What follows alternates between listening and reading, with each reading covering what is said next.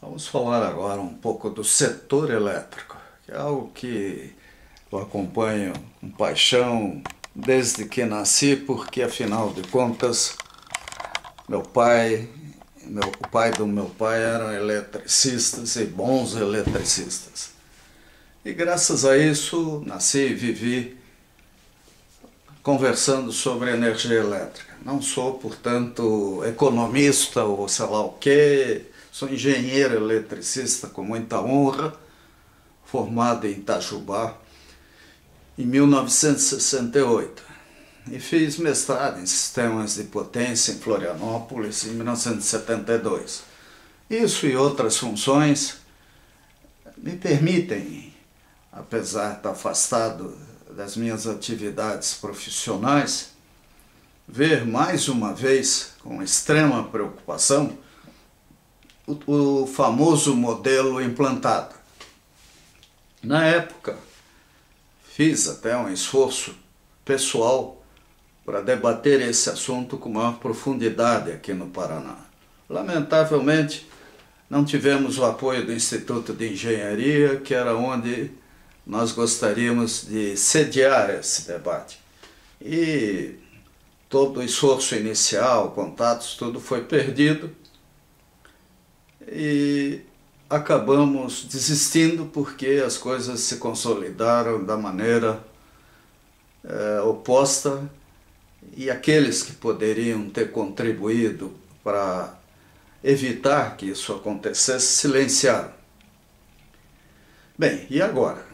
Agora nós estamos num modelo realmente kafkiano, onde a responsabilidade é difusa, as obrigações são confusas, a fiscalização é impossível e a gente vê muita ingenuidade até da parte daqueles que acham que têm o controle da situação e, na verdade, estão muito longe disso. Quando a gente fala em confiabilidade, tempo médio entre falhas, de recuperação, tudo, a gente deve lembrar que até um parafuso solto numa régua pode derrubar uma usina.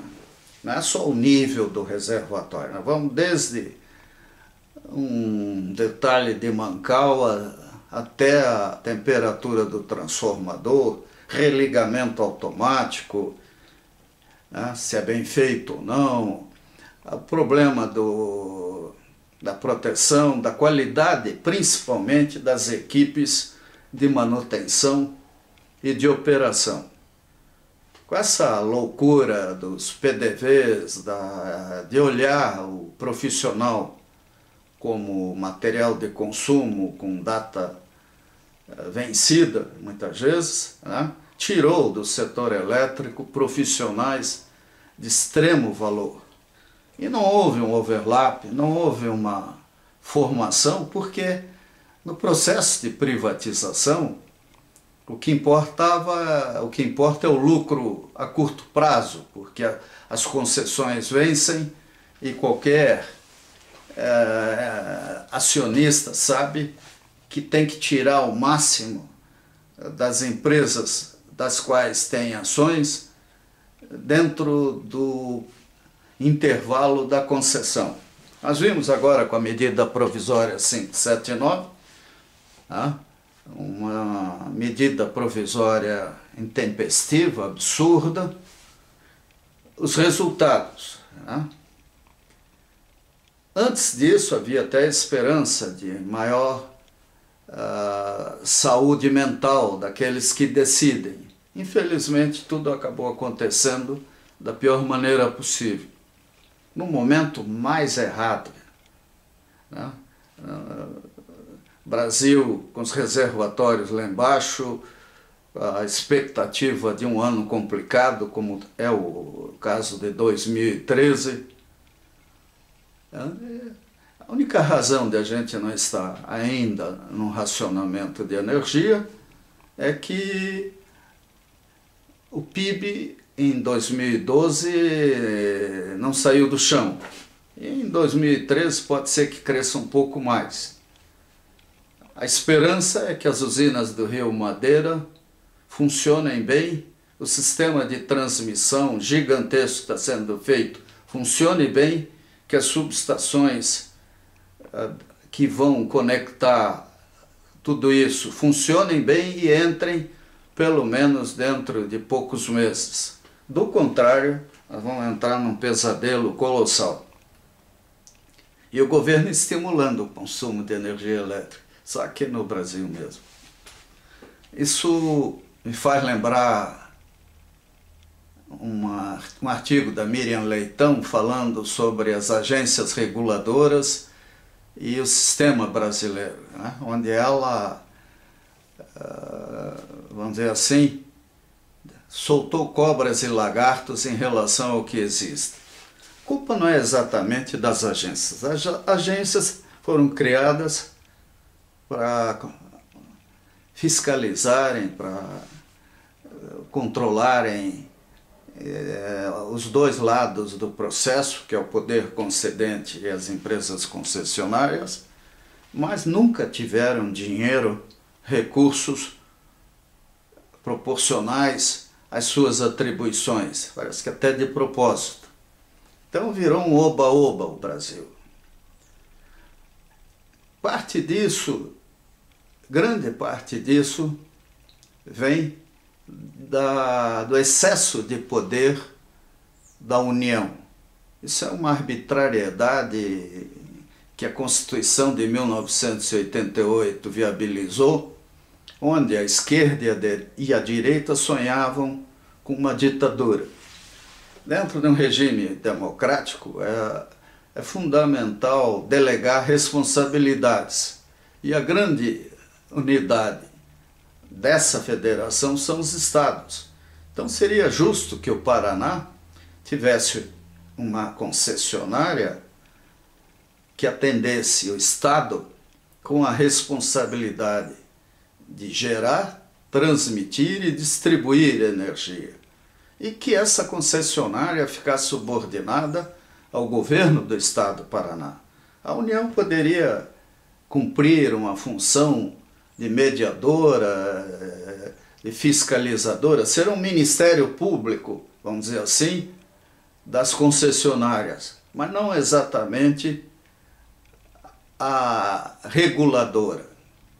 O Paraná poderia ter uma tarifa de energia elétrica extremamente mais baixa, qualidade muito superior e segurança no atendimento aos seus consumidores. Tudo isso foi perdido, principalmente no modelo que se implantou após 1988, onde o pessoal só raciocina em termos de negócios, de oportunidades de negócios, de privatização, né? E privilégios, como nós temos aí mercado livre, o mercado cativo, tá? Essas coisas malucas que fazem, por exemplo, dos grandes consumidores de energia elétrica, principalmente as eletrointensivas, consumidores com privilégios inacreditáveis. Então, gente, o governo deveria ser honesto, né? Deveria ser sincero, deveria ir à televisão e fazer uma análise com honestidade intelectual do cenário em que nós nos encontramos. Demagogia não gera energia elétrica, não adianta. Pode fazer o discurso mais bonito do mundo. Se a chuva não cair no lugar certo, como parece que teima em acontecer, se as indústrias falharem por alguma maneira, ou as empreiteiras, ou algum índio resolver derrubar uma linha, como é que fica, né? É o caso. No início desse ano, no auge da crise, Angra 1, se não me engano, estava trocando combustível, fazendo... Aí fica alguns meses fora.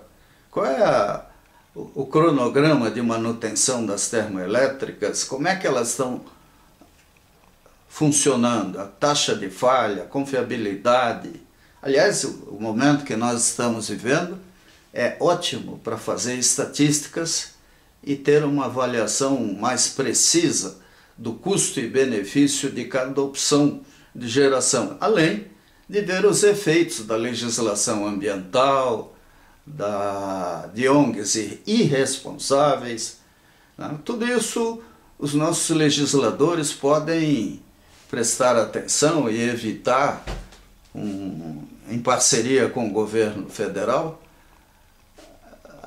os equívocos do passado. Agora, o maior equívoco, o maior erro do passado foi, com certeza, atribuir ao governo federal excesso de responsabilidades. O governo federal faz o papel de prefeito, de governador, de presidente da República, de relações públicas e tudo mais. Pior ainda, nós estamos começando a campanha eleitoral para o ano que vem, dentro de um processo em que o dinheiro pesa tremendamente no resultado das eleições, e o tempo da telinha na TV e coisas assim. Então nós estamos entrando agora num período de altíssimo risco para nós, né? Porque o político é um jogador, né? Ele pode dizer, não, a probabilidade de eu acertar é 1 em 2, está ótimo. Agora, e para nós? Será que isso é razoável? Então o povo tem que entender que ele é a vítima, ele pode ser o agente de mudanças. Está na hora dos brasileiros mais preparados, mais conscientes, assumirem responsabilidades, mostrarem a cara, escreverem, falarem, fazerem pressão, assinarem abaixo-assinados, passeatas. Nós queremos responsabilidade. Não é simplesmente a Copa do Mundo ou as Olimpíadas. Nós não vivemos para sustentar o BBB e coisas desse tipo. Nós vivemos para criar um mundo melhor para os nossos filhos, netos, bisnetos. Essa é a nossa principal responsabilidade e nós estamos falhando nesse sentido.